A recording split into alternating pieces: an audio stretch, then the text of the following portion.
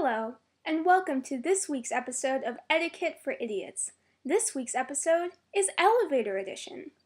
Now, riding the elevator may seem to be a very usual process, and many people do it every day on their way into work or if they live in an apartment building.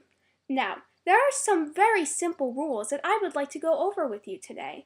And no, they're not your usual boring namby-pamby rules. They're the ones that people break all the time because they're idiots. Rule 1. Do not puke in the elevator. Now, this rule mostly applies to young urban folk who live in apartment buildings and college students. But I found this to be a major problem when I was living in a dorm last year. I would come home at 3 in the morning after a night out just wanting to go to bed, and what would I find? An elevator full of puke. Don't do it. I know it's hard. I know you've got your party glasses on. I know you've had a great night out. You've been drinking. It's been a lot of fun. But just hold it until you get to your room, please. It is not that hard. I mean, someone has to go in there and clean it up, and the rest of us have to wait for another elevator to finally show up. One that is not full of your drunken stench. So please, hold it until you get to your room, or do it on the first floor in a trash can.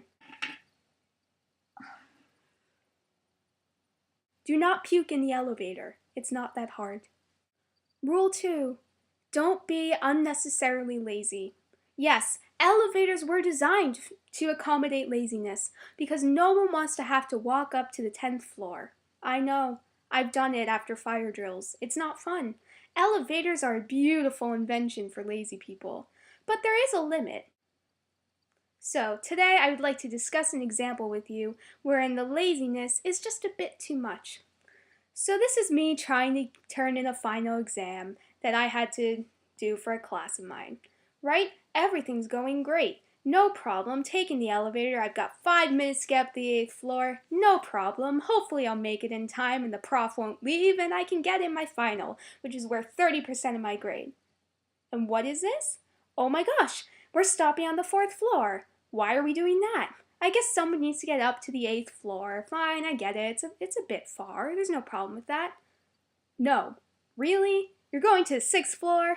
You don't even have much stuff. There's stairs right over there. They're not even big levels. Just walk. You've got a tiny little duffel bag and your backpack. Really? I've got 5 minutes and you're going to take another 2 minutes out of my day because you're that unnecessarily lazy? So guys, don't do it. Don't be lazy. The elevator was designed for laziness, but there is a limit to how much laziness there can be. I know riding the elevator can be very confusing, and there are certain rules that you have to follow, and I hope that I've clarified those for you today. Until next time.